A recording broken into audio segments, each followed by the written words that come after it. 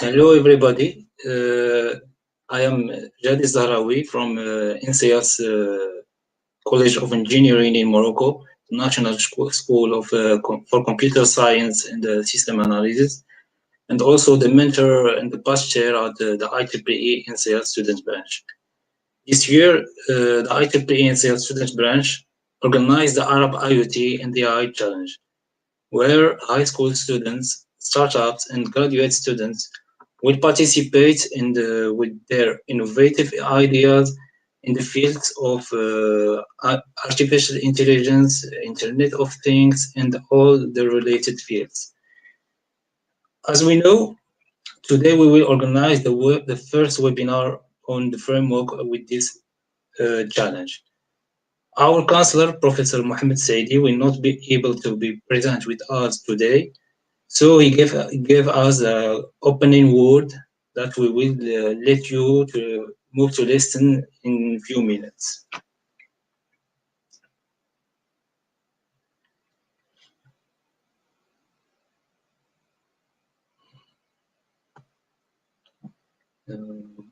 Which screen?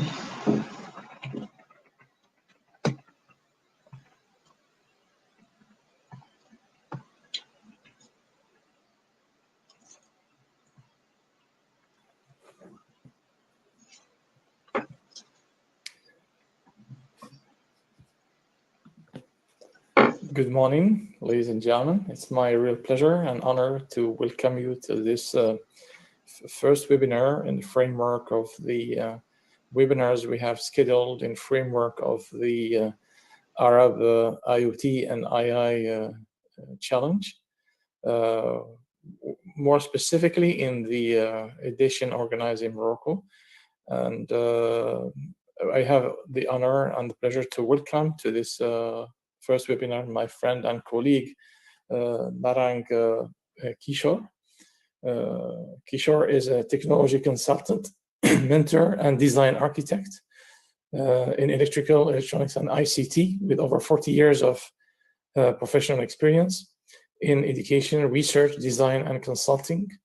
Over 30 years of hardcore research and design development experience in solutions, systems, products, hardware, software, and firmware, embedded software in fields of industrial, power, IT, telecom, medical, energy, and environment, and over 10 years of consultancy experience to different segments of business and industry. Has over 200 research and design mentees in electronics, ICT, and STI ecosystem. Professionally, he is an electronics design engineer practicing design and development of a wide spectrum of products, systems, and solutions, and as independent design house. NARNIX since 1981. For the last 10 years, he was deeply involved in standardization in the electrical, electronics, communications, and information technologies domain, with focus on identifying gaps in standards to address interoperable systems and solutions deployment and bring harmonization by defining standardized interfaces to ensure end-to-end interoperability. Currently leading the standardization activities as the chairman of Smart Infrastructure Sectional Committee, LITD 28 in BIS, the Indian National Standards Body, Vice Chair Strategy and Convener, Reference Architecture, WG, in IEC System Committee on Smart Cities, Project Leader, IEC 63, 188, 81 Smart Cities Reference Architecture, Methodology, Project Leader, and so on and so forth. So you can check his bio, which is provided in the link in the IEEE NCS Student Branch website in relation with this event. So I'm really very happy to have NARANG as a speaker in this event, and I think that this is a wonderful opportunity to network with, Indian researchers technologists and technology leaders, and especially for student branches from IEEE, that would certainly get an insight from what's going on in India in terms of technology and the different aspects related to IoT, artificial intelligence, and different applications in different areas.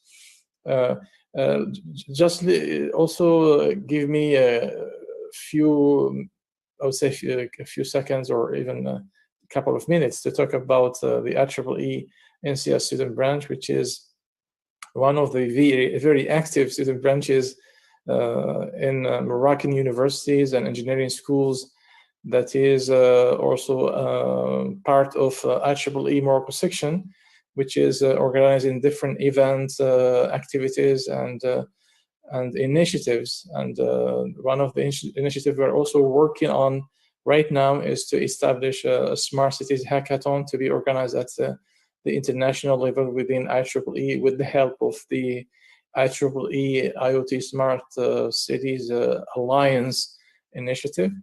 And I look forward also to develop some kind of collaboration and cooperation with technologies and industries and student branches even in India and beyond. So without much ado, I would like also to reiterate my most sincere thanks and gratitude to my friend NARANG for this wonderful talk he's providing, which is focusing on the future of life disruptive technologies imperatives, which is very, I would say, thoughtful and insightful talk that would certainly help our students get an insight of what's going on in different areas, technological areas, emerging technology areas. Well, once again, thank you so much, NARANG, and wish all the participants very fruitful and insightful session. Thank you.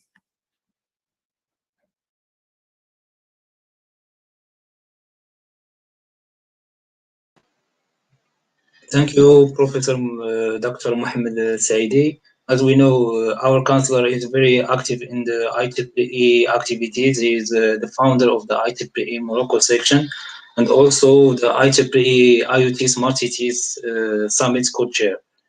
So we will move now to the keynote speak with our guest, Mr. NARANG Kishor. He will give us a keynote speak about the future of life, disruptive technologies imperative. So I will give the talk to Mr. Kishor. Hello. Yeah. Hello and welcome. It's really a pleasure to be amongst you. I've been talking at the Indian platform and global platforms, but never had an opportunity to interact with this regional group that Professor Mohammed has given me the opportunity today. And I really look forward to, sharing my thoughts with you people. And I'll be happy to, mentor, guide, interact with you one-to-one. You can connect with me through LinkedIn, through Facebook. You can get my coordinates, write a mail to me. Because for me, design and training, they are two sides of the same coin.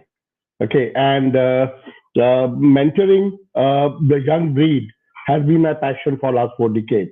Because in design, it's not simply important to you become you yourself as a good design engineer, but to groom the budding engineers, and which has been my real passion for from very beginning. So that's why I have a very good network of good students, mentees who have really done me proud. And whatever my credentials are there, it is basically because the way they have performed in the industry when they after they left NARNIX, spending first few years getting groomed and getting trained and learning how to design different kind of products, system solutions. So I think without wasting much time, I'll like to, share my screen and let's go with the thing application. Okay. Okay. Can you see my screen? Is my screen visible? Yeah. Okay. Yeah. So the topic today is quite relevant, okay, and that is future of life, the disruptive technologies imperatives.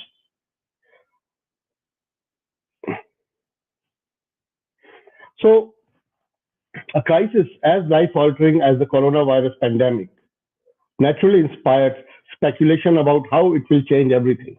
These are days definitely to be silent, keep quiet, and introspect. Let us understand ourselves.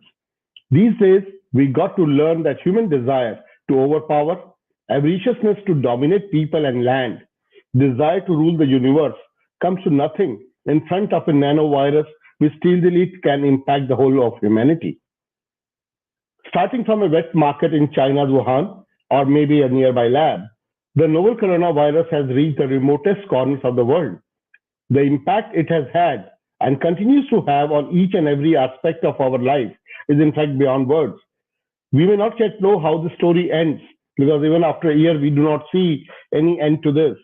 Okay, we have already lost more than 1.3 million human, and more than 35 million people have got infected. And so that is why the challenge is we may not really know how will this story end, but we already know for sure that this pandemic has brought the greatest reversal of our times, turning the world along with its wisdom on its head. This is a free chance to unlearn and learn. Let us not blow it.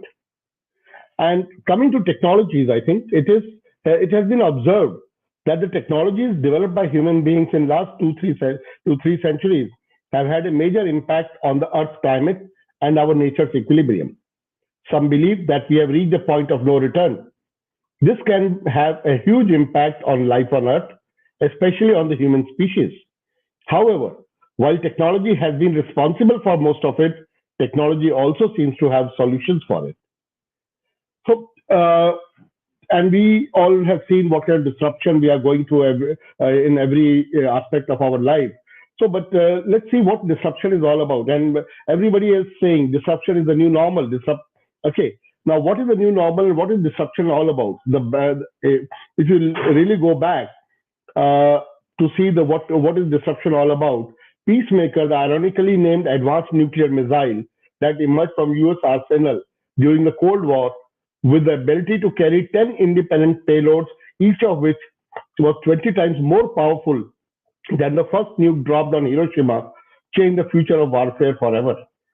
This incident indeed created the worst carnage known to mankind and made every weapon used until then obsolete. It changed the fundamental principles of warfare and is till date deterring humanity from plunging headfirst into another world war. Likewise, this pandemic is going to have profound and everlasting impact on how the human race evolves in the post-COVID-19 era. Today, management of large organizations, startups, or governments alike face the same challenge that Roosevelt did during the Cold War. Will your organization today approve a radical idea, allocate funds, and be the early adopter amid the crisis? Or will it stay stuck in the labyrinth of your legacy and perish? The global business dynamics is going to witness sea change in the coming times. And as Professor Clayton and Christian, the scholar who actually introduced the disruptive innovation theory, says, disruption is a process, not an event. And innovation can only be disruptive relative to something else. So the question is, are you going to be an innovator, an early adopter, or a laggard? So what is the technology? We always talk about technology, but for any individual, whether for you young guys or for someone like me, technology is actually anything that was not around when you were born. Because what was already around when we were born, we do not consider them as a real technology. We take it for granted. Okay, and then there are some most profound technologies. Okay, and what are those? The most profound technologies are those that disappear. Now, how do technologies disappear? They weave themselves into the fabric of everyday life until they are indistinguishable from it. And then coming to the disruptive technologies, that is the topic of the day. Disruptive technology is actually the bearer of tremendous opportunity, but equally a harbinger of obsolescence. Technology's impact on society and business is substantial, if not underestimated. Though product life cycles are accelerating, the underlying technologies unfold over many, many years. Within each trend, there are multiple enabling technologies, all at various stages of maturity and adoption. Like, for example, we talk about IoT today. It was there for last 3-4 decades. It was called M2M, or even before that, control, SCADA, all kind of automations, and then it became machine-to-machine communication. Now it is called IoT, and now it is being also considered, Internet of Everything, and all those new avatars and new terms and terminologies. Okay, and coming to artificial intelligence, if you really see, it's another thing. The current wave of progress and enthusiasm for AI began around 2010. While AI has been in the research zone for last 4 decades, driven by 3 factors that built upon each other: the availability of big data from many sources, dramatically improved machine learning approaches and algorithms, and capabilities of more powerful computers. So these were 3 factors which actually made AI such a great success and even a hype, I would say, today. Otherwise, before that, AI was there, but it was only in the research labs. It has not come to the mainstream the way it has come, overtaken each and every domain, paradigm, technologies. Everywhere AI is, you find everywhere AI being applied for any kind of product, system, solution. So AI plus. So this is a very interesting graphic which I like. A robot repairing itself. That is the kind of intelligence we are looking at, in a very near future. And there are so many other disruptive technologies, whether blockchain or IoT or, you can say hashcraft and smart manufacturing, Industry 4.0, you are talking cyber physical system. These are all different aspects. They are going to impact our life in the very, very near future. So understanding a little bit more about disruption. Disruption is everywhere and the future is really uncertain. No one knows what the world will look like even a decade from now. As we head into future, we are surrounded by disruptive innovation, whether it is artificial intelligence, driverless cars, space exploration, or quantum computing. It can be hard for even the most enthusiastic technophiles to stay up to date with all the rapid advances taking place and coming down the line. These innovations are changing the world as we know it. For example, how the combination of AI, IoT, and blockchain is creating both disruption and opportunity in the enterprise world, not just for consumer-facing businesses, but for all enterprises. Over the coming years, what will be the most important developments in disruptive technology? As we look to the years and decades ahead, tech disruption will be driven as much by the methods and systems as it is by the devices we associate normally with tech disruption. There are several developments that have and will continue to shape business strategies, from automation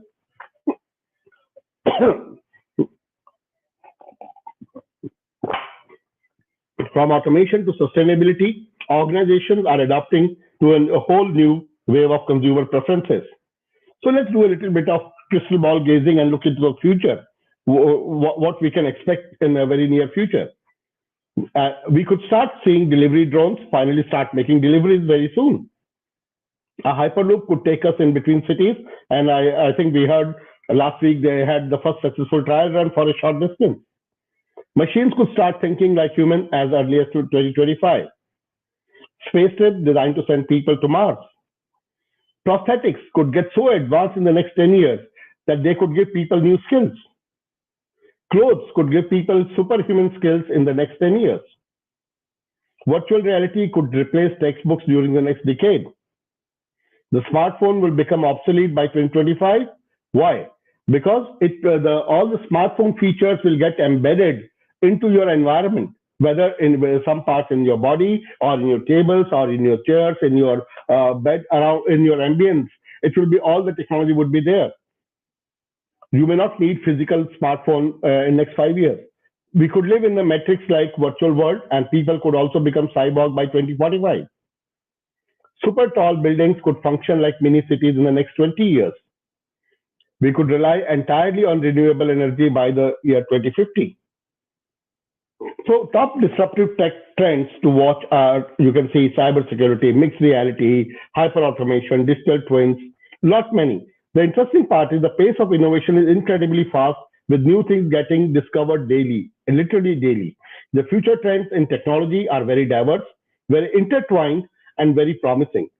The cloud, as you know, will play an increasingly important role in the global accessibility of services and data, while the long-awaited availability of super broadband 5G networks will open a new chapter in the history of IT and make the dreams of today a reality of tomorrow. Top disruptive, some other the things are the pace of advancements in technologies is increasing at an unprecedented rate.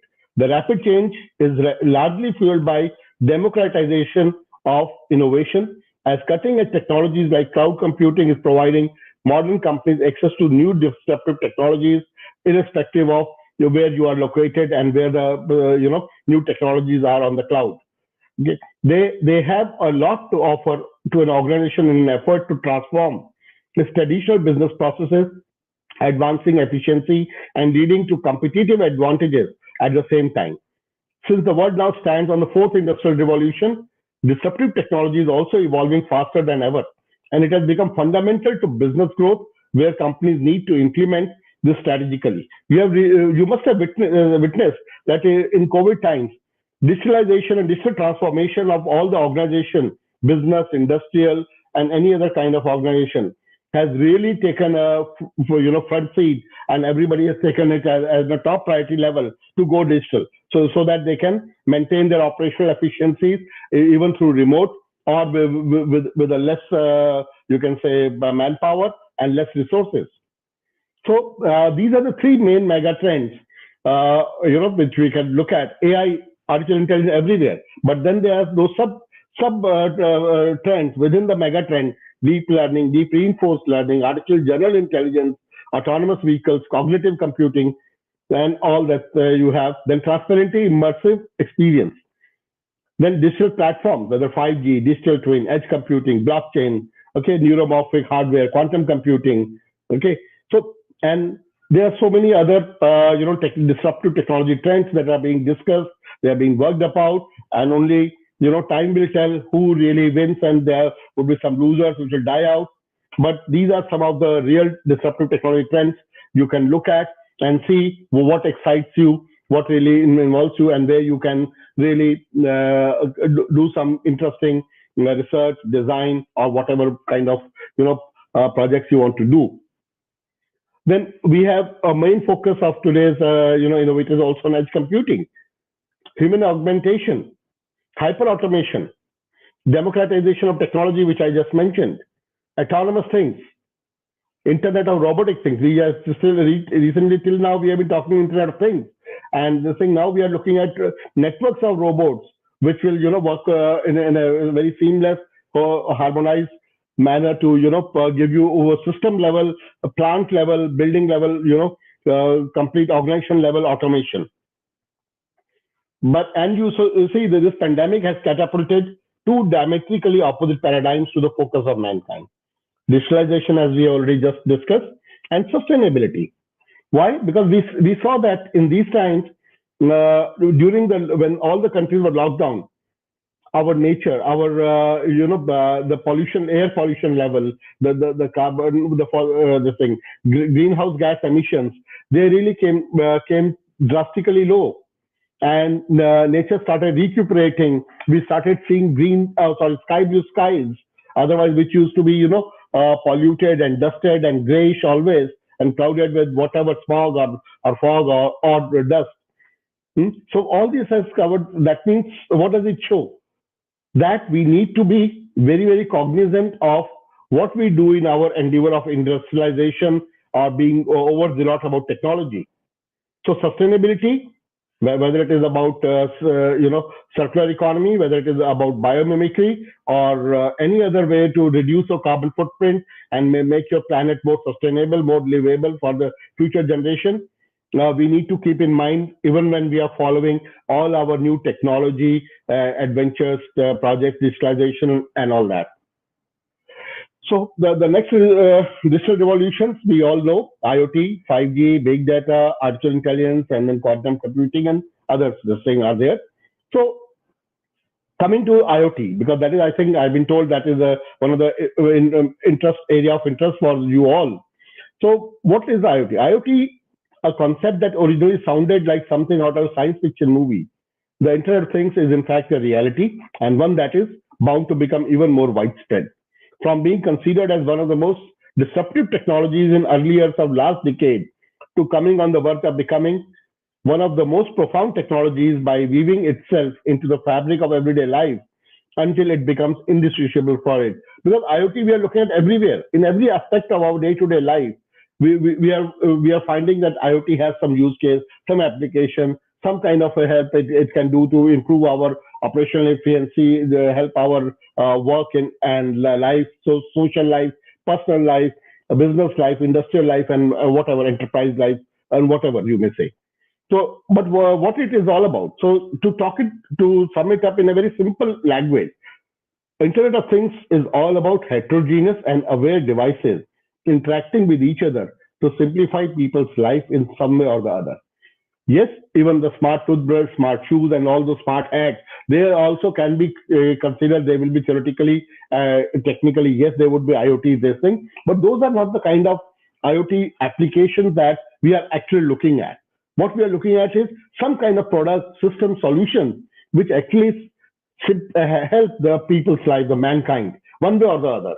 Whether it is our technological problem, or even like in COVID-19 time, we have seen how IoT has come to the rescue of mankind by providing so much of remote monitoring, remote this thing, by tracking the patients or the infected people. That it is really amazing how this IoT paradigm has become really ubiquitous and pervasive.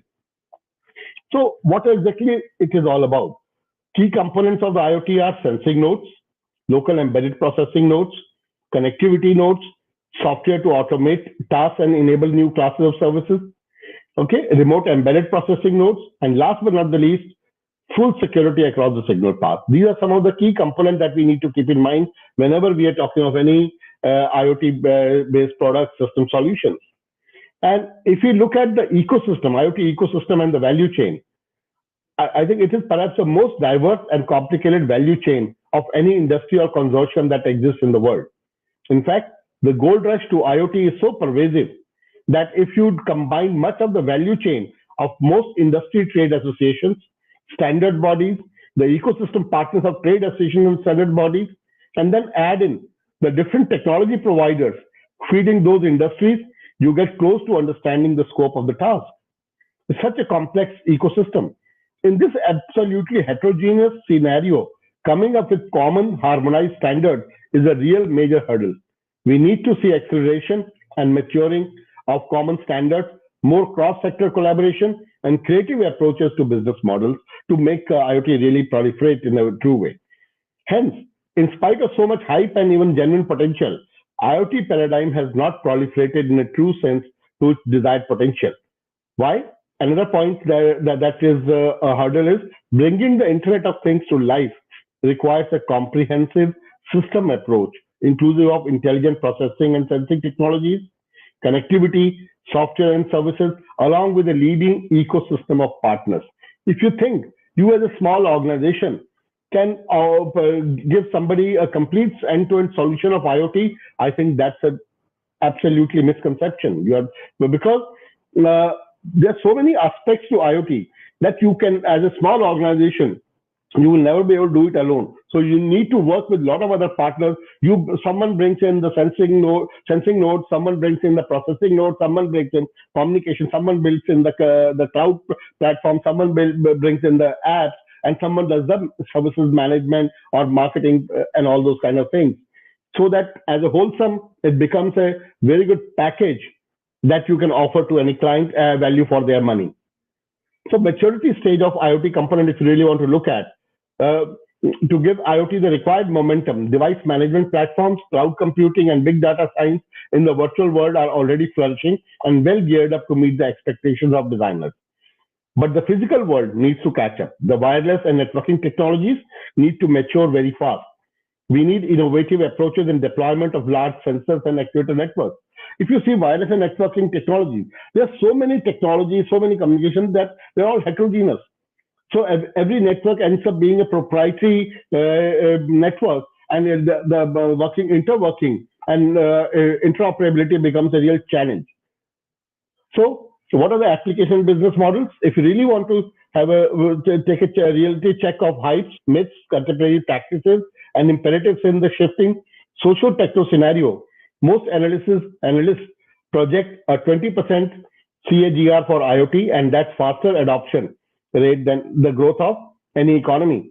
To some, that means that things are not broken. However, as I mentioned, the ground reality is a far cry from this rosy picture. All IoT companies are still struggling to get a foothold in the market. And to profit from IoT for different nations, different ecosystems, and different stakeholders is highly dependent on the macro dynamics in their respective environment. So do not expect what works or what is very acceptable or super hit in US or will also be super hit in your region. You will need to study your own regional, your own national macro dynamics to see what kind of products, systems, solutions, services will be really, you can say, the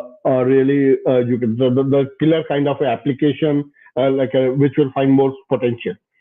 A comprehensive environment scan of macro dynamics within one's techno-socio-economic environment can help understand the impact on any IoT organization's business revenues and provide actionable insights to address the challenges and develop a long-term strategy and roadmap to evolve and mature into a sustainable IoT organization.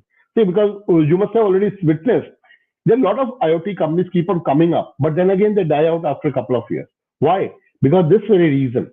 They just try to, emulate some successful models somewhere in the world. That does not work. You need to understand your local dynamics and then develop your own strategy and roadmap and vision accordingly. So IoT use cases, there are plenty of them. I can't even count them if I start counting. But then how do these come? So there are so many technologies. They are all in support of business. As the technologies mature, you see, from 2G, 3G, the different kind of business applications start coming up. Okay, this is simply there. And then as, like enhanced mobile broadband, current scenario is we have screens everywhere. But on the road to 5G, we are already started getting 4K video. When we have 5G in place, you will see that 4K, 8K immersive experience, AR, VR is kind of like a common thing.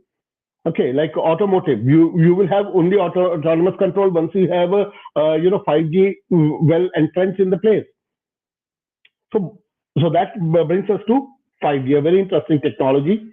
So and as they say, 5G is not just an evolutionary upgrade of the previous generation of cellular network, but it is a revolutionary technology envisioned that will eliminate the bounds of access, bandwidth, performance, and latency limitation on connectivity worldwide.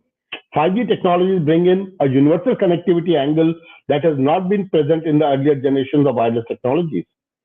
With the potential for 5G networks to provide anytime, anywhere connectivity to anything, the number of applications or domains which can leverage this kind of connectivity will be quite large. 5G will be the connectivity fabric of new era of information technology that will transform every sector of the economy and society. 5G has the potential to enable fundamentally new applications, industries, and business models, and dramatically improve quality of life around the world via unprecedented use cases that require high data rate, instantaneous communication, low latency, and massive connectivity for new applications for mobile, e-health, autonomous vehicles, smart cities, smart home, industrial IoT, just to name a few. So what are the enabling technologies and paradigms for 5G? Virtualization, IMS, SDN, orchestration, evolved packet core, machine learning and robotics-based closed-loop self-healing, network slicing on transport and core layers of the network, then ultra-high storage and compute, big data stacks with all the networks, customers, performance, and cloud source data. And these are some of the key attributes that the 5G paradigm brings on the table, which were not there earlier. So it is a distributed architecture rather than a contained architecture that earlier all telecom technologies were. They were like a unique dumb pipe. Okay, but now we have gone totally distributed. There's a network slicing, then control and user plane separation, cloud RAN, virtual network functions on cloud native digital services. Microservices architecture is purely like softwareization of the telecom, if you really ask me. Continuously evolving software, DevOps, all the IT technologies are now being properly leveraged in the telecom to make the 5G a reality. And as we know, the wide range of requirements, the three broad use cases include enhanced mobile broadband, mission critical services, and massive IoT. And this is a very interesting future architecture that we are looking at. One network, diverse use cases. Okay, a common network platform with dynamic and secure network slices. So this is the kind of architecture that 5G is likely to bring in reality. And then there are some other kind of work initiatives. Now we are already started working on, Network 2030. These are some network architectures. This is ITUT work. This is a Network 2030 architecture framework. So you see, it's a very interesting amalgamation of multiple technologies from different domains that are, helping to, make the new architectures and new performance of the communication networks and infrastructure a reality. Then also this is another look at the Network 2030 architecture framework. Okay, the front hall, back hall, and again Network 2030, front hall on the other side, both the sides. In between there's the back hall. Okay, and then IEEE also has a future network initiative, and in that they are looking at some areas of consideration include the following: current state of technological development, mobility framework and pillars, evolution of current technology generation, interaction within the ecosystem and interaction among adjacent ecosystems, key enablers, for example, AI, position determination, cloud, and vision of 6G. So IEEE is also working on future networks quite a lot. So since you guys are involved in IEEE, take a look on the future network initiative. You will see what is that. Now, when we talk about IoT and 5G interplay, IoT may require very differentiated service level. IoT covers a large range of applications, and it can be machine to machine or consumer or healthcare or automotive. These applications will have varying degrees of requirements for connectivity as well as data transmission. While a healthcare device may collect continuous amount of data, a smart appliance may not have to be transmitting continuously. We can even consider within an automobile, for an example, various systems. All systems related to safety may need continuous monitoring and real-time feedback. However, an infotainment system may have different requirements. Environmental applications such as clean air, water monitoring system may have another set of requirements. All these applications will transfer varying degrees of data, some large, some small, and others will be a mix of these at various intervals versus real time. It may be important to understand that these requirements from a system perspective and offer differentiated class of services within a network that provides connectivity. So what is the transition from 4G to 5G? The major difference from a user point of view between 4G and 5G must be something other than faster speed.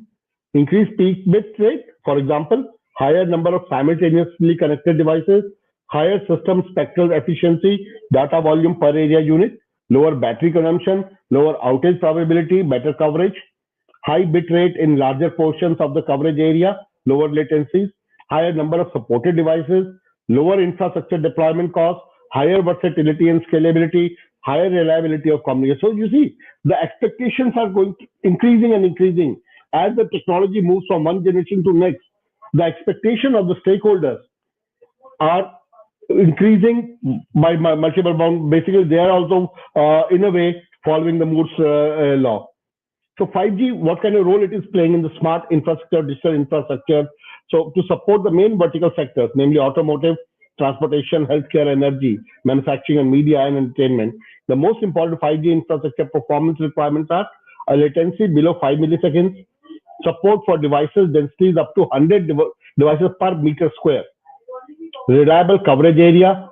So a successful 5G deployment will integrate telecommunication technologies, including mobile, fixed, optical, and satellite, both GEO and MEO, together to give you the whole bucket of services. And so it is not only one particular technology, but all the technologies. So the expectation from 5G, data rates of tens of megabytes per second should be supported for tens of thousands of users. 1 gigabit per second to be offered simultaneously to many workers on the same office floor. Several hundreds of thousands of simultaneous connections to be supported for massive sensor deployment. Spectral efficiency should be significantly enhanced compared to 4G. Coverage should be improved. Signal efficiency should be enhanced. Latency should be reduced significantly compared to LTE. So these are some further summary: a super efficient mobile network, a super fast mobile network, a converged fiber wireless network. So there will be no only wireless, it will be a convergence of fiber network and wireless networks. And now you'll say 5G is going to bring a lot of it. But if you really ask me, 5G is only the beginning. Actually, we are considering it like a car-bent automobile for the internet. Why? Because researchers and designers have started working already on 6G. So what we are talking about 6G? In 6G, we are talking about tactile internet, artificial intelligence to control objects remotely, comprehensively, seamlessly. Any use case you see, whether Industry 4.0, automated driving, guided surgery, Corona app, immersive app, this thing, everything. So different killer apps are loading our networks. So how do we, meet this thing? So the issue is, you'll say what is going to be new in the 6G? Whatever we could not achieve properly in 5G, all those problems have been passed on to the 6G developers, researchers to do that. So these are some of the new challenges that 6G people are working on. Okay, and so if you see 1G to 6G journey, the 1G and 2G was traffic was basically dominated by voice. Okay, 3G and 4G were basically the traffic dominated by data. Okay, and then video also to up to 5G. Then 5G and 6G is remote controlled tactile internet, traffic dominated by correlational data. We don't know what would be beyond 2030, and once we reach the thing, we will shift our goals and to look for something further which has not been achieved till now. So that brings me to something very interesting: digital transformation. Everybody is talking about digital transformation. Okay, but whether the society, the business, the infrastructure, the services, and all other aspects of civilization on the planet Earth are going through a paradigm shift in the wake of technological advancements, especially in the field of ICT. All the ecosystems, be it smart cities, smart grids, smart buildings, or smart factories, now find themselves making three classes of transformations. So digital transformation is all about these three classes of transformation: improvement of infrastructure to make it resilient and sustainable, addition of the digital layer, which is the essence of the smart paradigm, and business process transformation necessary to capitalize on the investment in smart technology. So what is the genesis of digital transformation? The way I would like to explain what digital transformation is, and the genesis is, in digital transformation, any paradigm, domain, or ecosystem, sustainability is the true destination, and resilience is the core characteristics of digital transformation. And smart is merely the accelerator where we put most focus. It is just an accelerator, and standards are the chromosomes of digital infrastructure of today, tomorrow, day after.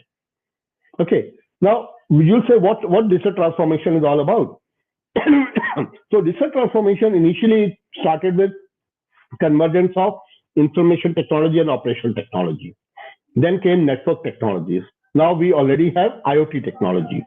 And now to top it all, we also have the artificial intelligence covering all domains: IT, OT, NT, IoT.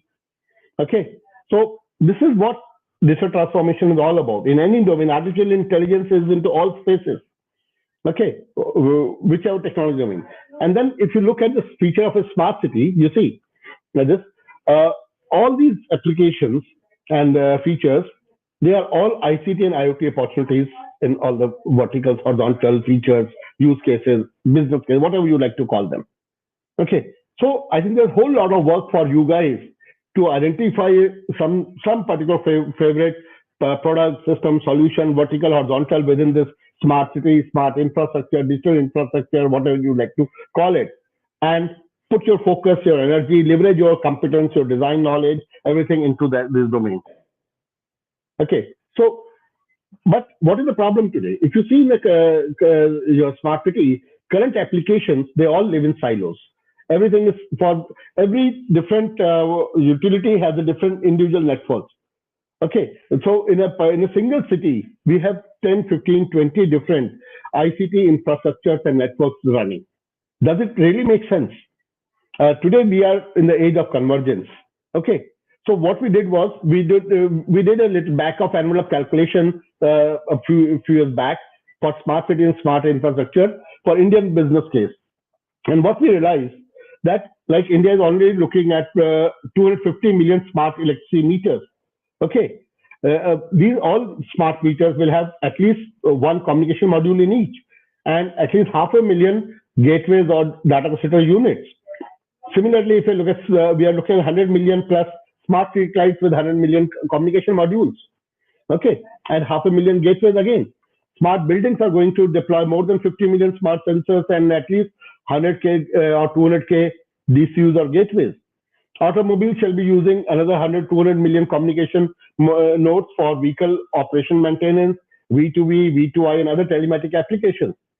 Similarly, if you start adding all the use cases of the civic infrastructure alone, or the critical infrastructure of our Indian thing, okay, we are going to need minimum of 5 to 10 billion communication modules to be integrated into smart sensors and controllers, and 10 to 15 million gateways that shall be needed to operate and maintain the nationwide critical or civic infrastructure that needs to be deployed to enable and empower the citizens to lead a sustainable, safe, and secure life.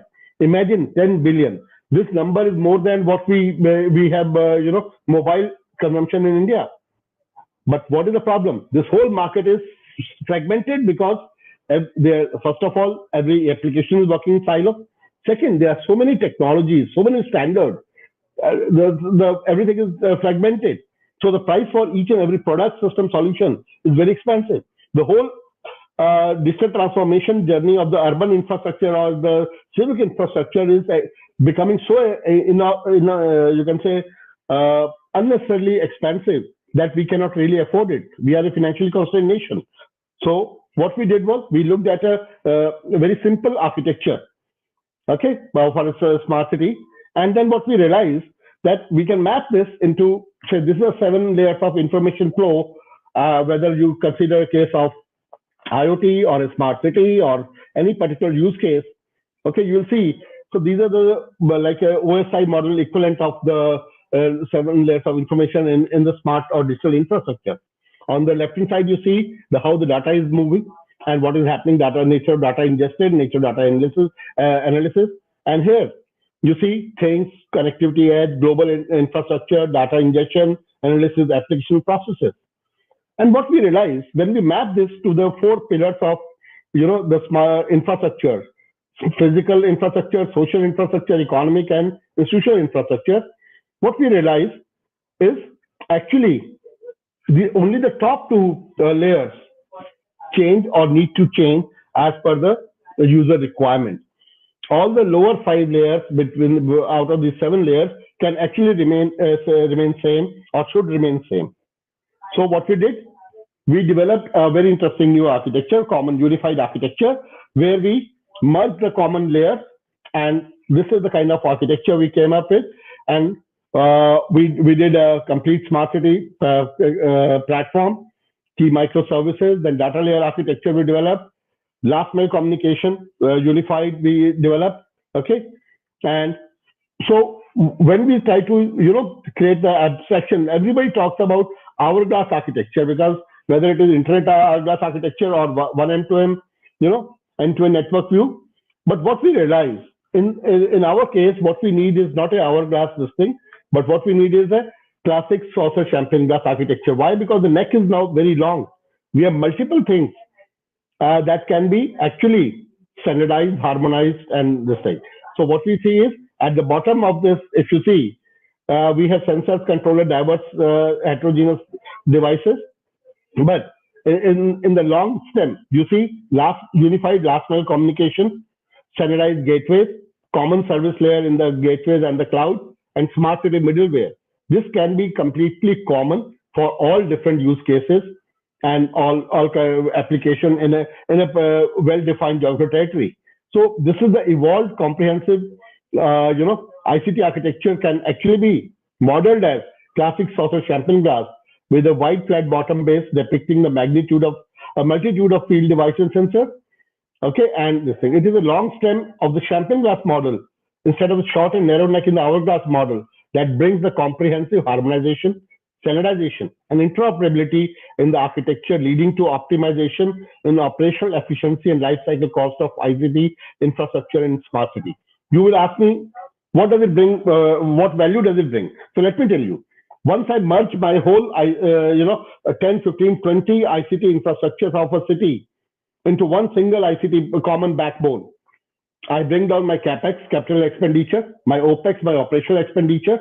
Okay, I bring down my carbon footprint of the ICT infrastructure, and last but not the least, which is a real byproduct, is since this unified digital infrastructure of a city is well architected and completely under control. So it is very easy, relatively easy, I'll say, to make it secure and resilient. So cybersecurity issue, which is always at the back of mind of every ICT person, that also gets resolved by this kind of architectural approaches. So, and what we are looking for unified digital infrastructure, we need a comprehensive strategy. So it has so many aspects: governance and operation, trustworthiness, sustainability, and we, as in India, are working on all these aspects in a very structured, seamless manner. Just to share some thoughts on the Indian thing. And then what we also realize in a city, data is everywhere. Am I right? And so, as Neelie Kroes, the European Union Commissioner responsible for digital agenda, said way back, if data is the oil of 21st century without pollution side effects, then big data that we are dealing with today is the crude oil. Am I right? Because it needs a lot of processing before it becomes usable. So, with widespread adoption of cloud, application data are leaving home. Digital transformation is all about data. Data's perilous journey. Let's take a look. What happens to data when it is moving from one place to another? Okay. See, here we got someone, two tabs. There are some thing, and so what does it bring to us? What does it show us? That we need to be very, very particular about securing our data and our network and our infrastructure. So the new challenge is securing the fifth dimension, the cyberspace. And this is a typical cyber threat landscape. The interesting part is the same technologies that we are trying to leverage for developing cybersecurity solutions, the same are also being leveraged by the hackers to hack our infrastructure and our ICT infrastructure and all that.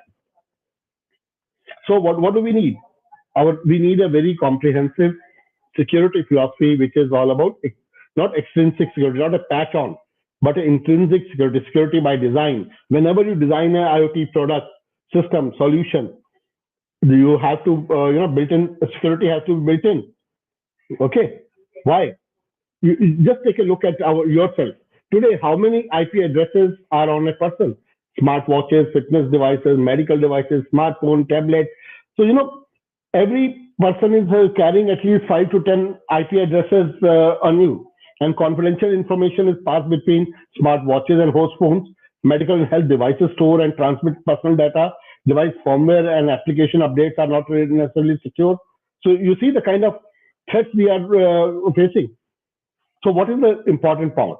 The point is, chain is, you must understand that a chain is only as strong as its weakest link. It's a very old saying. And as a lot of people have started saying, now you don't need missiles or nuclear bombs to bring down an enemy nation. You just need a bunch of good hackers. And you can bring down even the most powerful nation on its knees merely by hacking and shutting down the critical infrastructure of the nation. And I think we already have seen some live examples in the last couple of years. So that brings me to some, when we talk about security, people talk about blockchain. People talk about artificial intelligence. Am I right? So artificial intelligence, coming to your favorite topic, and this is a buzzword, artificial intelligence has become a way of life. Algorithms decide for every individual today. Okay, YouTube decides for us what video to watch next. Okay, Twitter decides whom to vote for, what to travel, etc. And all other social media application apps help us decide what to buy. So they are targeting individuals against target groups now. So what does it bring to us? Concerns about domestic and commercial artificial intelligence. AI is core to some of the most successful companies in history in terms of market capitalization, and along with information and communication technology, more generally has revolutionized the ease with which people from all over the world can create, access, and share knowledge. However, possible pitfalls of AI could have quite serious consequences. The questions in the mind of people are: will AI outcompete us? Will AI undermine societal stability? Will AI harm privacy, personal liberty, autonomy? Human memory has been outstripped by books for centuries. Mere intelligence is no more of a direct threat than mere strength. And let us see where we are heading. This is a very interesting video exemplifying the AI.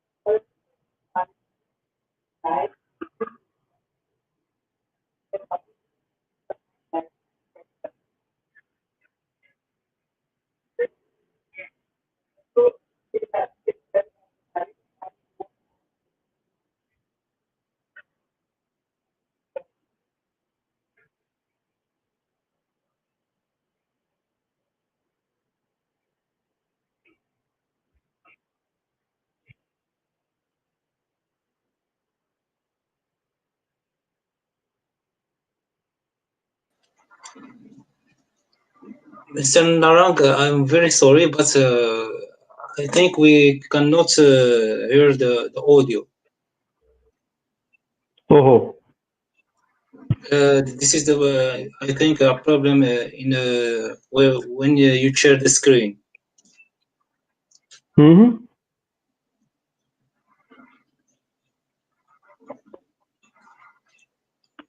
What did you say? You can't hear the audio? Yes, Did you say something? we can see the audio. We can see the slide, but the audio no. Okay.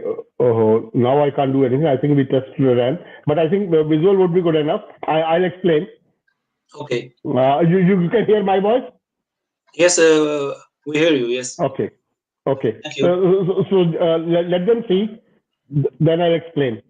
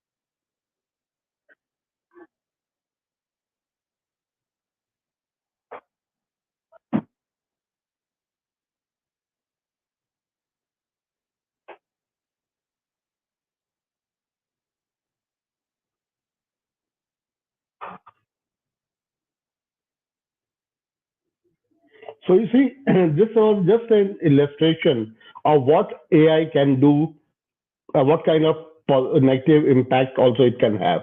So it was just an example, okay, that how you can leverage it.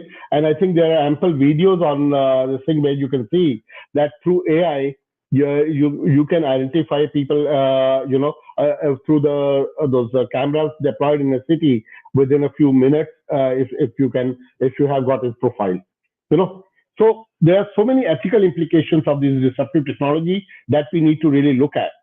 So, but the question is, a lot of people are worried about the singularity and all that. But I think there is some kind of a consolation also.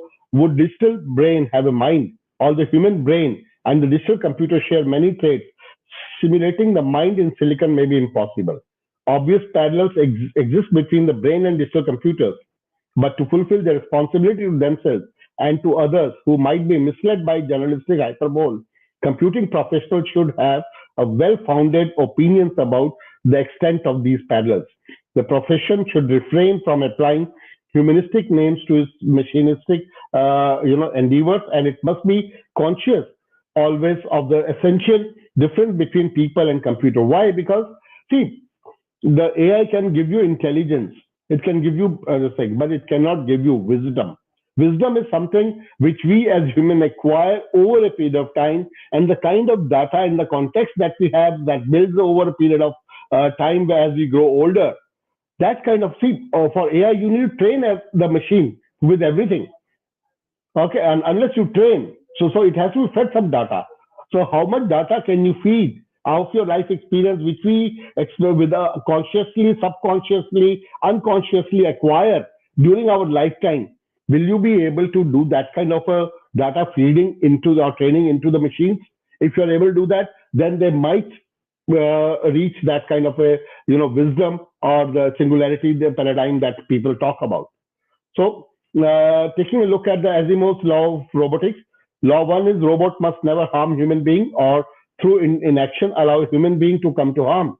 Law 2, robots must follow instruction from human without violating rule number 1. Law 3, robots must protect themselves without violating the other rule. If you really look at it, law 2 and law 3 simultaneously cannot be complied by any robot. So that is a really conundrum. Either they'll follow 1, 2, or 3. So what we need ethics by design. So I think we have a lot of work in standards also in IEEE. There's a whole lot of work done on standardization for the thing.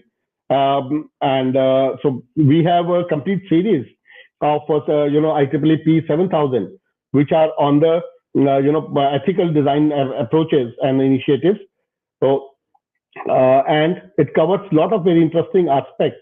That how do we have ethically aligned designs? The work of the general principles and all these things on the thing. So let me share you something else about AI. This is my personal perception or understanding recently. We are talking about AI for sustainability also those days. So AI as a big hype is a reality today that scientists who worked on it for the last 4 decades never ever thought of or envisaged. It is actually terrifying, scary, and chilling, like the video I showed you. It is like riding the tiger. Shall we ever be able to get off safely or tame the tiger? To top it all, AI is now being leveraged to bring sustainability in different aspects. Forgetting the carbon footprint it adds to anything when you apply AI to any product, system, or solution. Why? Because AI needs a whole lot of compute power, processing power, and that itself has a very big carbon footprint and has an adverse impact on sustainability. So is it not a paradox? Okay, so we need to learn from our past mistakes, like past failures to consider environmental consequences early have been very costly. Semiconductor industry these are some of the examples where we did not learn beforehand, and we impacted our environment. So these are some 4 snapshot of the earth from the space. September 81, September 87, September 93, and September 97. Imagine the kind of pollution, the impact that it has been having. It has been growing and growing, and these are very dated ones. And imagine what it would be now if I have a picture of 2019 or 2020. So small adjustment early in the trajectory of any technology have very large consequences. We must introduce the environmental perspective early into the culture of emerging technologies. Advancements in multidisciplinary science, more complex science and ethical and preventive measurements. So the question is AI going to be the new plastic? And then another aspect, AI effect on human rights. Inherent tension between automated decisions making and procedural due process. Okay. First consideration of ethical design of AI is human rights. What is the ultimate goal of AI optimization? We need to frame human rights in terms of the substantive guarantees to food, shelter, etc., while the procedural norms tend to be deprecated. We need to define constraints of AI in design phase itself. So that's why I'm just giving you some kind of insight that whenever you design a product and try to leverage and deploy or apply AI, keep these few things in mind or study a little more about how to develop or design and ethically aligned designs. Okay. So what we need is not artificial intelligence. We need artificial intelligence. We need to keep our human sense ethos right there when we are applying artificial intelligence to any product, system solution, or problem solution design. Okay. Now, and that brings me to actually what an engineer is all about. So, an engineer is an enabler of change. He or she is equipped with the ability to take society's grand vision or magnificent concept and literally make it work. In a world of increasing unpredictability, the role of engineer assumes a critical level of significance. The days of the ivory tower academia-bound engineers are over. The engineers of today and the future must acquire more than a nodding acquaintance with the concept of sustainability in all its aspects, social, environmental, and economic. So innovation, everybody is harping about innovation. Some say innovation is the key to rise in technology in the global arena. Am I right? But how do we innovate without the competence to innovate? That is the issue. So what we need first to build up the competence before we focus on innovation or we start talking about innovation. The question is, how do we build? Whether we develop a product, some solution for cities, smart cities, or M2M to IoT or LTE or 5G, all these new technology, big data, AI, quantum, all these evolutions. Any particular domain you pick for your design, research, whatever. Wherever you want to build competence, what kind of skills do you need? As we said, IoT we need everywhere. What is the design engineer skills we need to innovate? Every true IoT application or solution needs cross-domain expertise. Internet per se has been considered the forte and playing field of software professionals, but IoT brings new challenges in the way sensor fusion, communication technologies, and energy power management of the edge nodes. Unless a design engineer can design most optimized edge nodes and communication nodes, the solution shall not pass the acid test of reliable and sustained performance in the field deployment environment. So what are the kind of competencies needed for a design engineer to design and develop IoT product system solutions?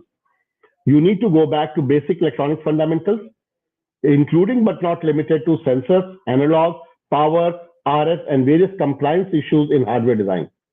In-depth understanding of the different communication technologies, protocols, and standards, particularly relevant to the domain and relevant to your applications.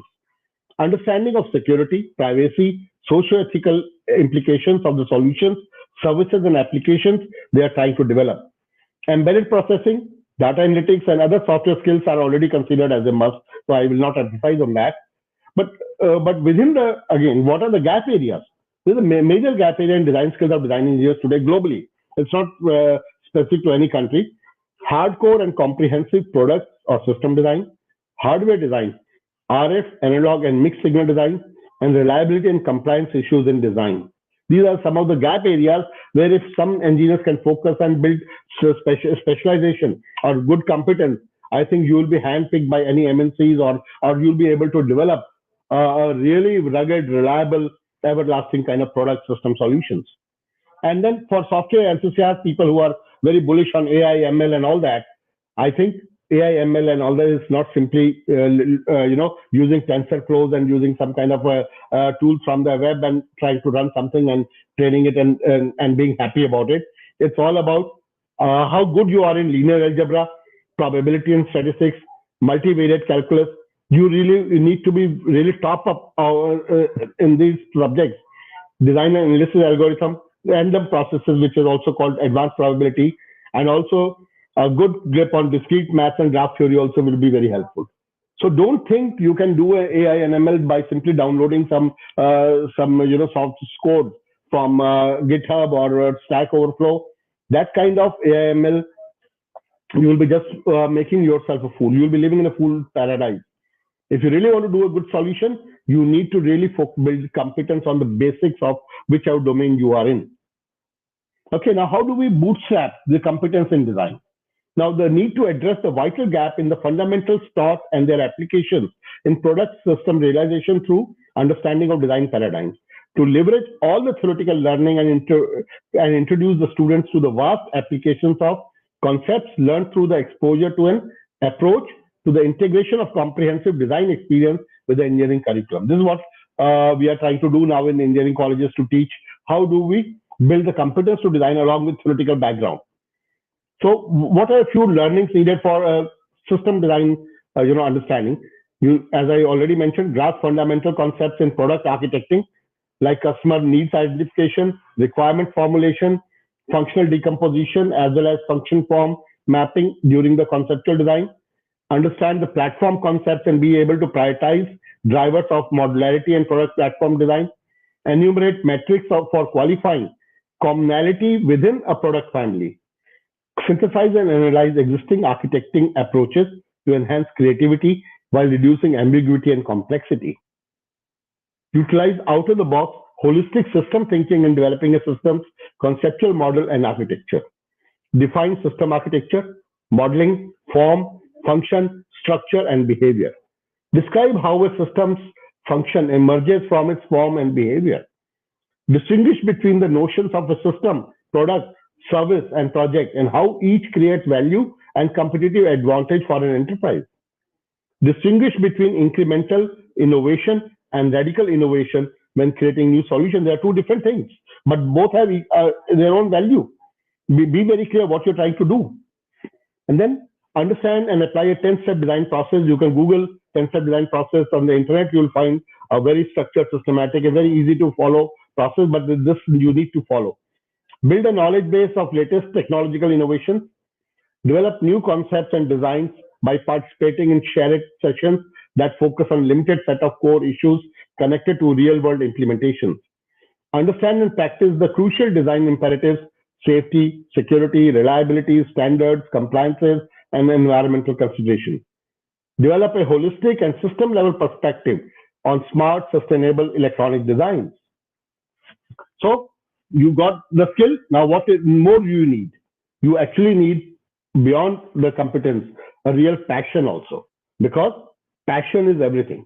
You give that one emotion to anything and you are bound to excel. Passion helps you enjoy the journey as much as achieving the goal. Passion is actually the lever that helps lift the mundane to extraordinary, the mediocre to excellent. But how do you know what you are passionate about?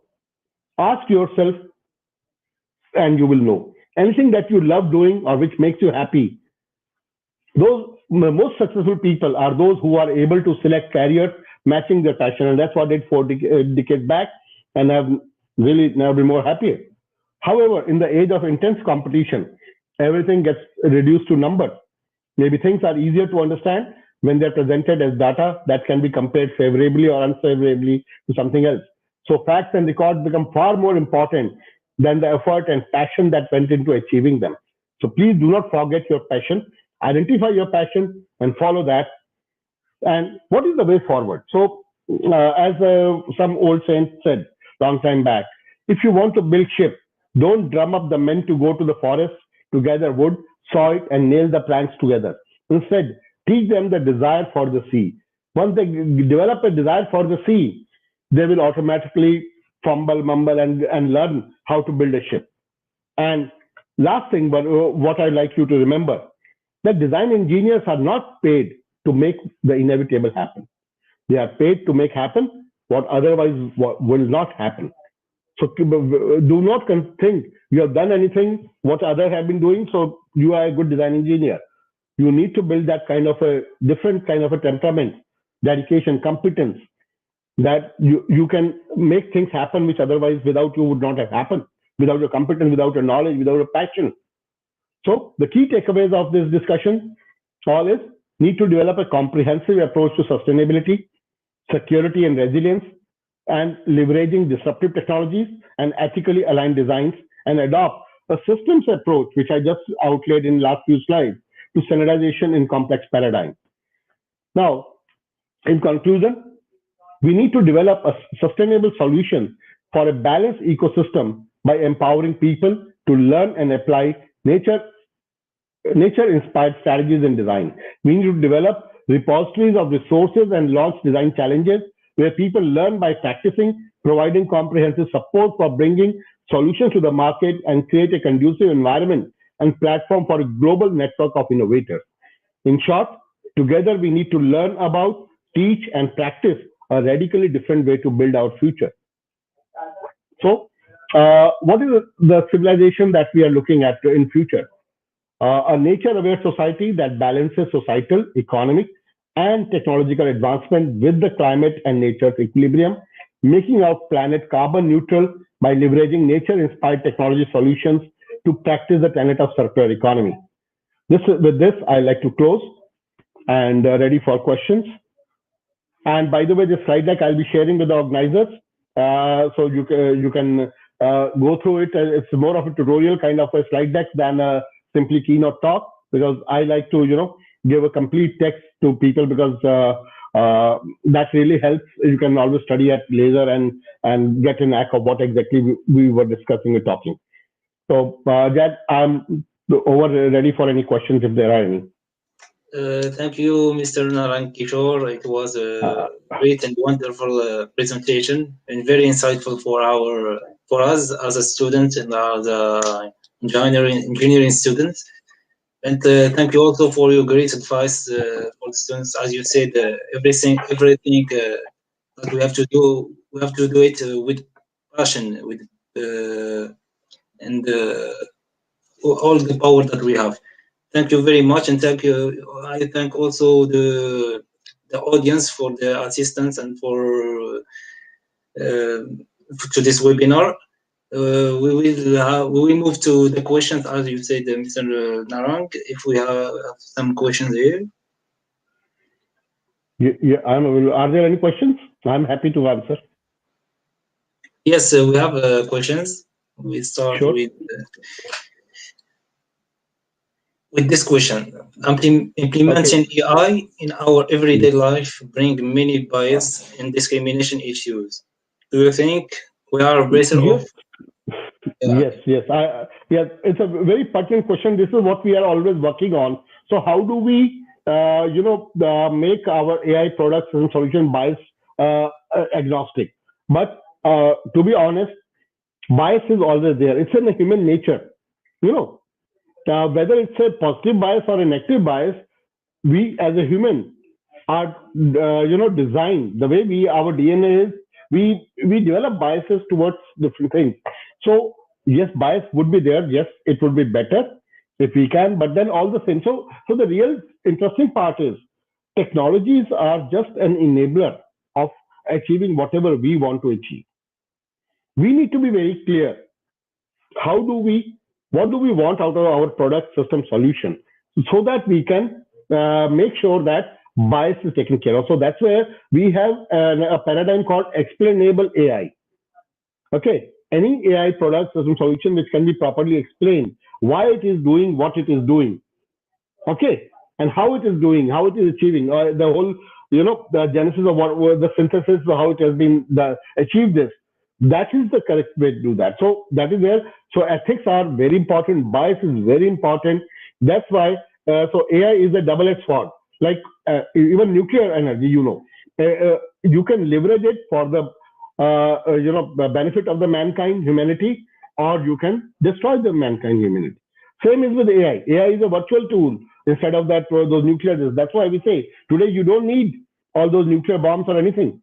These our software tools are good enough to kill an individual, a group of people, a whole nation. So I guess this is a double-edged sword. So we need to be carefully, but all the same, we don't need to get scared of also. I'll not say, see, technology is here, so we need to be judicious. Okay, and that's why all these questions of privacy and all these are now coming up. That so we need to be, we do not need to click that I accept whenever there's a winner. We download a new app. We are asked to accept the terms and conditions. We need to be very choosy about that. We need to be more cognizant of our rights and our obligations and our limitations. So that what it actually boils down to is we ourselves need to get educated how to leverage AI as a design guy and as a user. Suppose we are using a solution, then we should know what kind of damages it can have, so that we are aware of the negative impact, so that we can prevent those before we adopt any product, system, solution holistically, wholeheartedly, without looking at it.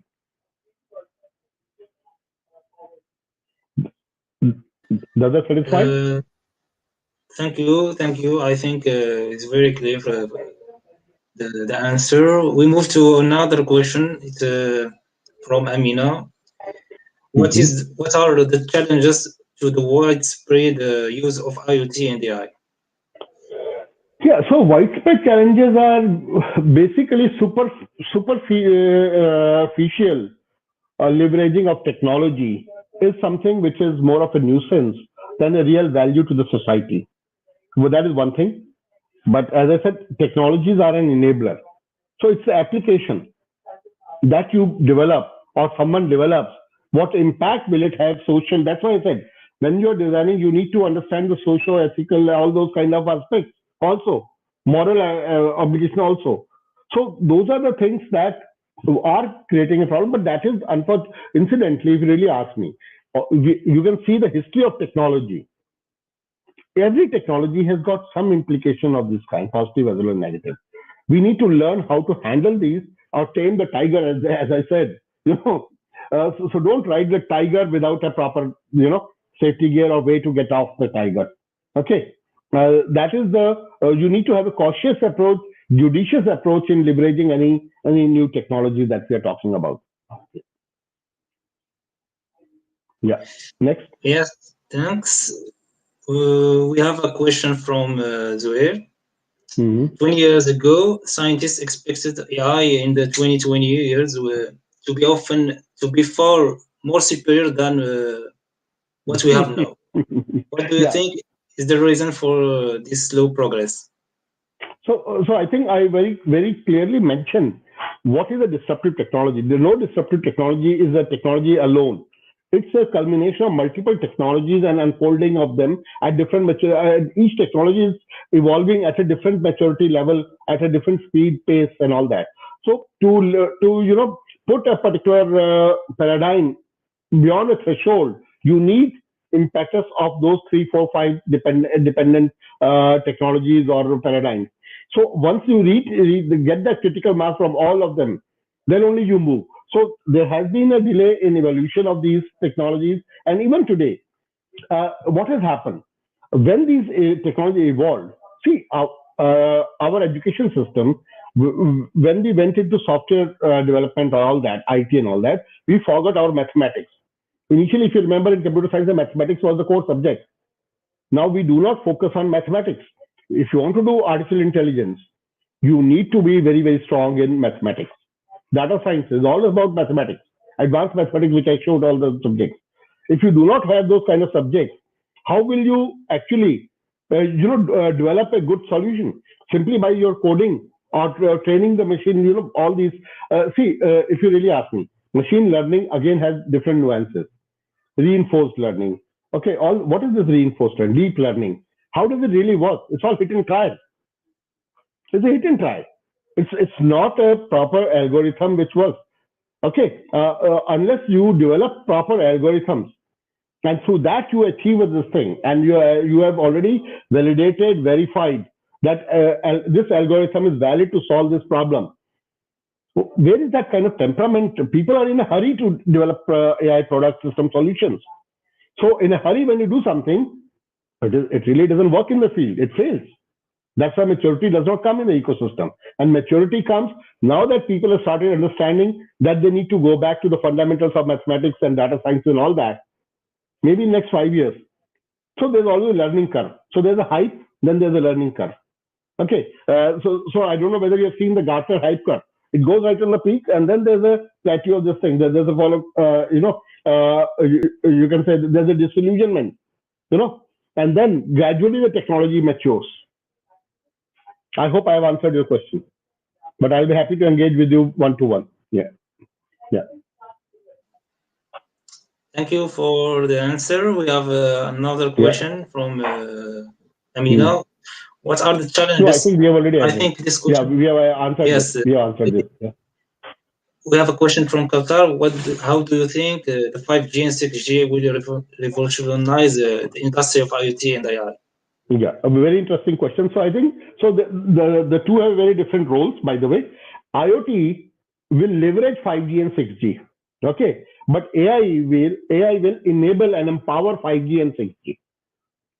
So AI is being leveraged for 5G to deliver what the stakeholder expect out of it.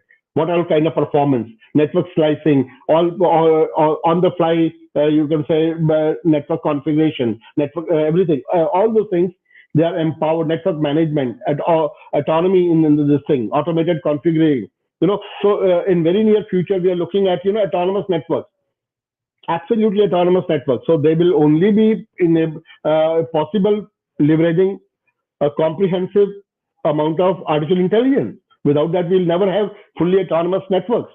So AI will empower these things, and IoT will leverage these 5G and 6G paradigm. I hope that answers the question. Thank you. We have another question from Amir. Does privacy exist in IoT? Well, question of, the question is very not clear. Does it exist? Yes, it is important, but it depends on the solution. It exists. It depends on the way you have designed the thing. People are demanding privacy to be respected, but so it's the way you design a product and how you use a product, deploy a product, that privacy concerns can be addressed. Otherwise, it's a double-edged sword, as I mentioned.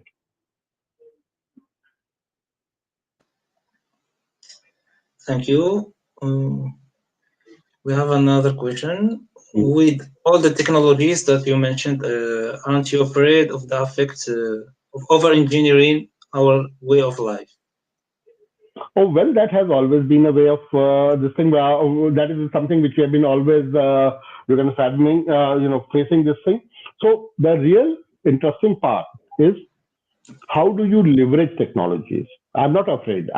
So you know what? In 81, when I left my last job, or even 77, I did not become an entrepreneur. Why? Because I always wanted to, work on newer technology. I wanted to stay a few steps ahead of the market. I'm not afraid. Why I'm not afraid? Because I know how to tame the technology and how to use appropriately technology. So about AI also, when I mentioned that it is likely to become a new plastic of the world. Okay, because of the adverse sustainability impact of AI. So you need to have that vision, and then accordingly make your strategy how to leverage different technologies. And you don't need to get into everything. Like blockchain, I'll say. Blockchain also got a lot of hype. Everybody says that. So blockchain has, again, a lot of compute power, unnecessary compute power, all that. Every use case, you do not need automation. Every use case, you do not need AI. Every use case, you do not need blockchain.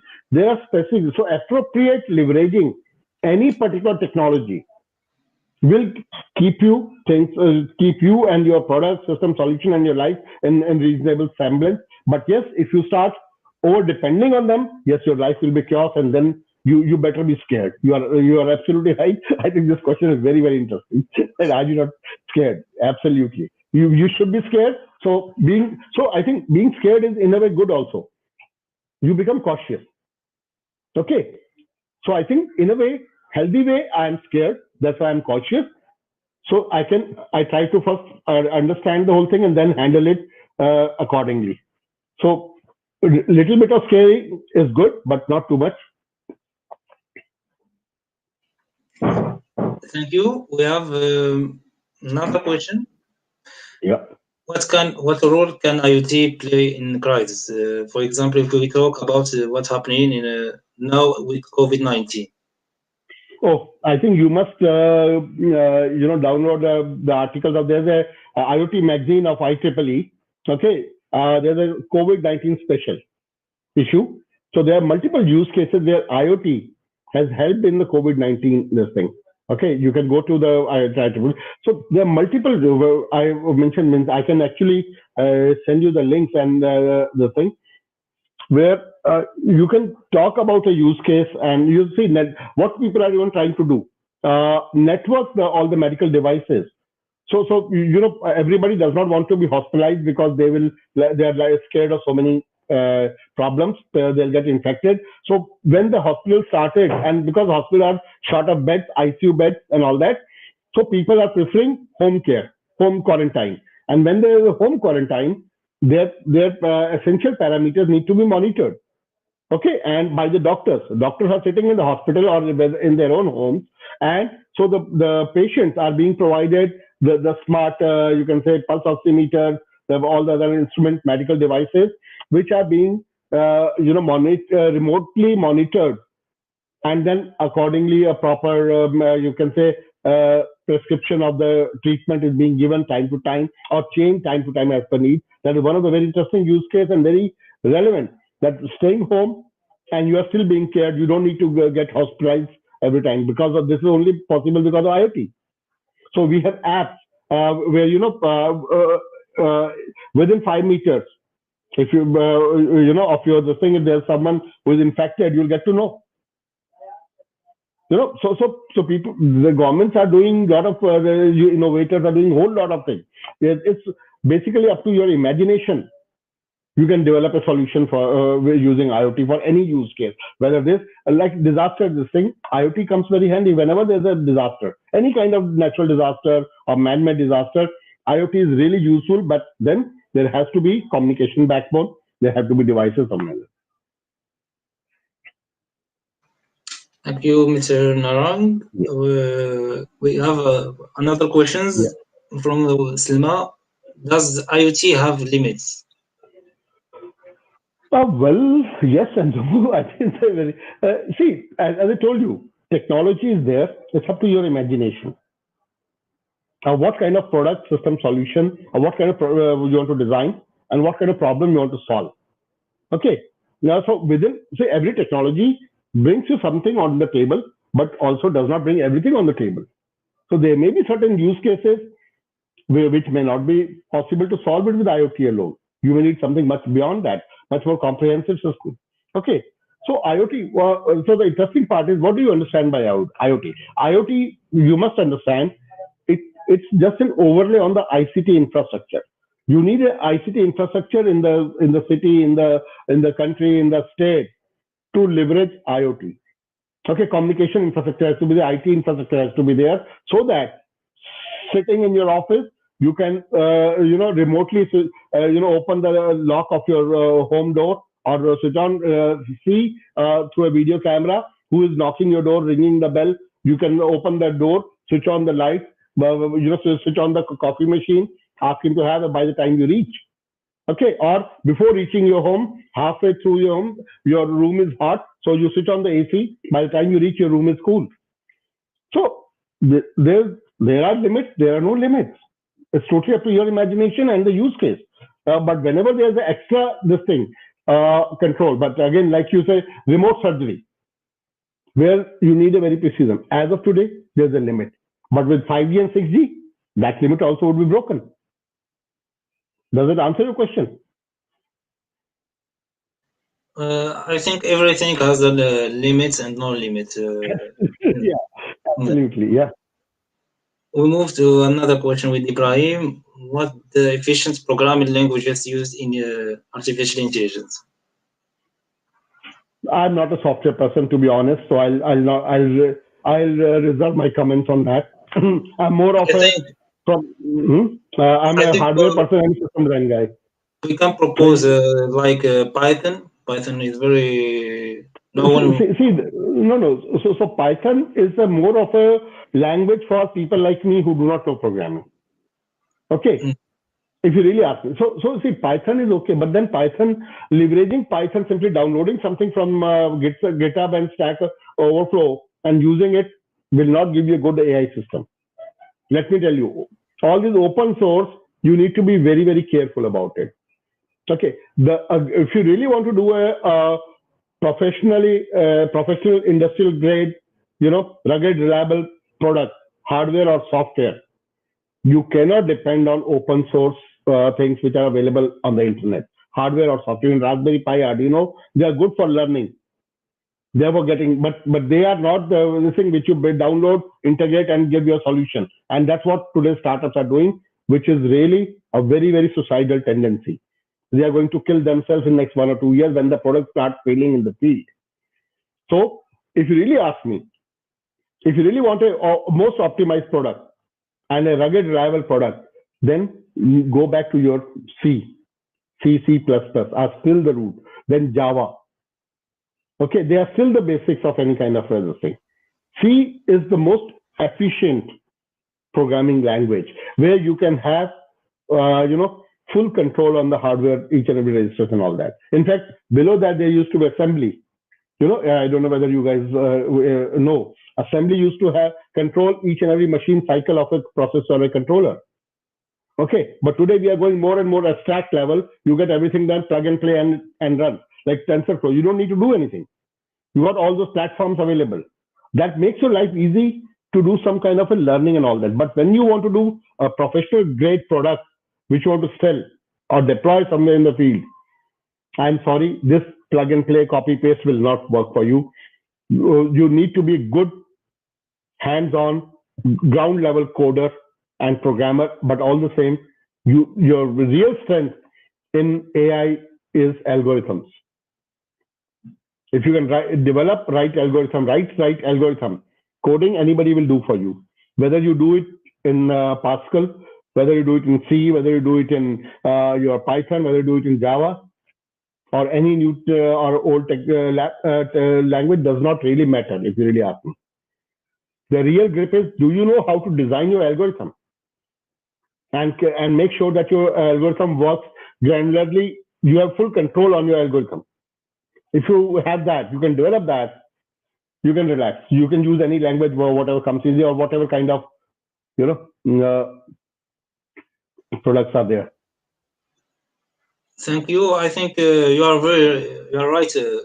As we in ENSIAS College of Engineering in Morocco, the first things that we see are the programming language with C, with the assembly, assembler, and the other program and the algorithmic way to think. It's all about algorithm and how we can use them in the after. Sure. Mm-hmm. We have another question from Qatar. Yeah. As an engineering student, how can I keep myself updated with the new technologies while the digital transformation nowadays is very fast? Okay, so as I already mentioned, it is really, there's so many things evolving. So I think you will need to identify your priority areas. So you can have a bifocal thing. Keep a short-term thing where you need to specialize for day-to-day job and immediate goals and all that. Then have a watch on the long-term horizon. You just don't need to study everything in depth. Keep an understanding, get a basic understanding what these new technologies are all about. Gradually, as you move in your career, those technologies start becoming mature. And if you get an opportunity or you get interest or project to work in that domain, then take a deep dive in that. You don't need to deep dive into everything. Okay, deep dive into your current or immediate next few years related technologies, but keep an basic understanding of all the long-term technology which I just mentioned, and keep an eye. Today you have internet at Google Baba for your thing. It can really help you a lot. In our times, we didn't have Google Baba. We didn't have internet. So even at that time, we could still do that. If you have passion, keep an eye on how things are evolving. Rest your basic intelligence will come handy to you in surviving this thing, and don't try to be master of all, be master of one, jack of all, yes, understanding of all. Even I also, if you really ask me, I'm not an AI hands-on person. I'm not a machine learning hands-on person. I'm not a software coder even for that matter. I'm a system design person and hardware. These are two of my strengths. Hardware as a design engineer and system architect. Now in last 20, 40 years, I've learned how to develop most complex system solution and all that. But beyond that, when I also today design a system or a solution for deep down, I also need domain experts who will work on the software and the particular nuance of hardware. RF, you asked me to design an RF module, RF PCB layout. I cannot do it myself even today. And there's no shame in that. Nothing to worry about that. Don't try to excel in everything. You will never be able to do it. So have a good understanding of the layout, what is happening around, what are the interdependencies, interplay between different technologies, and identify your focus areas based on your passion, based on competence, based on your liking, or based on opportunity. I think that should take you well ahead in this thing. I have survived last 40 years. So, I am from the age in my engineering, we were taught vacuum tubes. And today I'm working on all heterogeneous SoCs using FPGAs, ARM processors, and GPUs and all that. I'm developing solutions for defense, for space department of my country. I'm perfectly comfortable. And system level design, I can do it.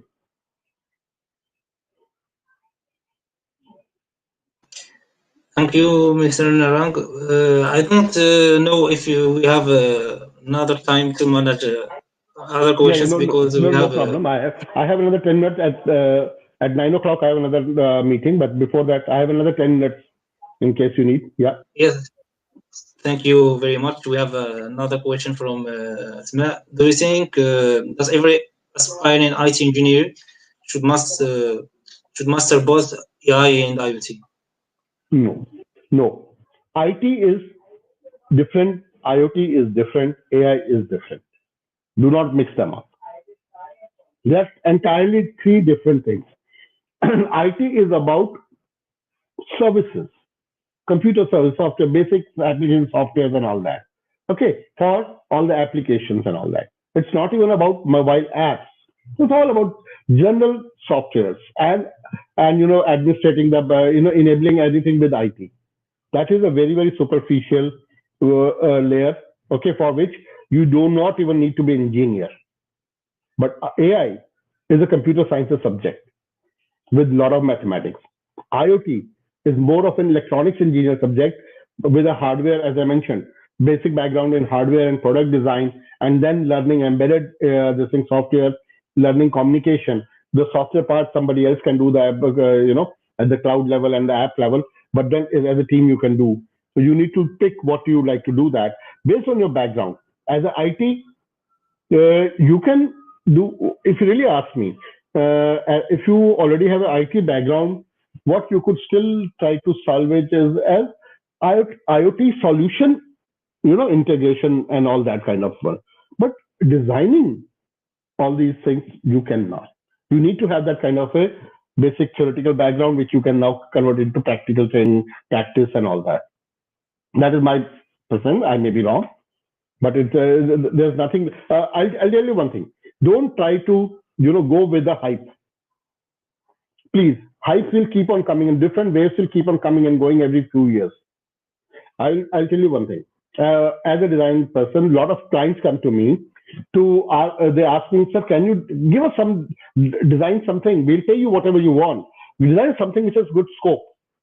It's a very interesting question. And so what I tell them is, look, I may design anything for you. The point is, if you are not able to handle it properly, then even if I give you the best design, most cutting edge technology based in unique product, you will not be able to grow. But if you do business in a proper way, okay, even if you pick up a product, a consumer durable product, which everybody else in the world is making, you will still be able to get an automatic market share. So what I suggest to the engineer is pick up whatever subject you like, you are good at, excel in that. You will make a good success in your career. Do not try to go with the wave. Excel in whatever you pick up one subject, master that. Become a super specialist in that. you will be valued by the different organization or whoever it may be, your clients or MNC organization, whoever. Okay, build some specialization one. That will take you far off, rather than dabbling from moving. Today we have AI IoT, tomorrow you will be AR VR, tomorrow then you'll say something else. How many times you keep on switching gears? You'll go mad. Is it really worth it? Life is more important. You are first a person, then an engineer. Remember. Yeah, go ahead. Yes, thank you. It's very clear. We have another questions, if we have time to add. Sure. From Fad Alawi, can we implement a heavy machine learning algorithm in microcontroller? If so, which library would have? No, so heavy ML. So today we have some controller, but then no, heavy ML you will not be able to do it in a microcontroller. There are microcontrollers today at a ARM Core M7.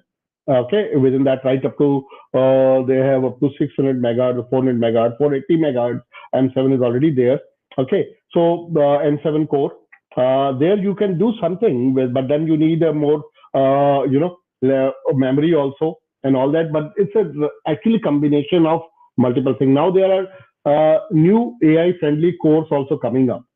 Okay, where you can have the so in fact for microcontroller embedded application, some processor or SoCs are coming with AI engine already built in. So try to identify those rather than using a general purpose microcontroller and then deploying, putting your heavy ML algorithm and doing your own code and all that. So if you really ask me, I cannot help you with which library because I'm not a AI ML person. I'm not a software person, as I already clearly, honestly told you. But the real challenge is identifying the right devices, platforms. If you share with me the problem, I'll be able to help you identify what would be the right kind of a microcontroller or processor platform. That much I can do. Thank you. We have another question. Will 5G have a big impact on IoT, Internet of Things? Yes, it will. It will help make certain use cases, which I showed in my slides also, which were not possible till now. It will make them possible. Yes. So that way it will have the impact. No negative effect, only positive. Thank you, Mr. Narang. We have another question. Okay. What are the limitations of MicroPython? I don't know. That's not my domain. I'm sorry. Also, sorry. I don't. No. I'm not a software person. Basically, I know a little bit about this thing, but I'm not the right person to answer this question. Sorry. Thank you. I think we finished all the questions that we have. Okay, good. Here. So, thank you very much, Mr. Narang Kishor, for your time and for that you give us to give this very wonderful keynotes. No, I enjoy interacting with youngsters because if we do not guide them, they will always be confused what to do or where not to do. So I think this is one of my core commitment to my payback to the society. That I like to interact with the young people, and you can share my coordinates with them. They can connect with me. I'll be happy to answer anybody's question through mail or however. I'll be more than happy. Always available for youngsters who are trying to do something genuine. Okay, thank you very much. Thank you very much, and not the least, I also enjoy it. Thank you. Thank you very much. You also enjoyed very much. Namaste from India. Yeah, namaste from India. Yeah. Thank you. Bye. Goodbye. Bye-bye.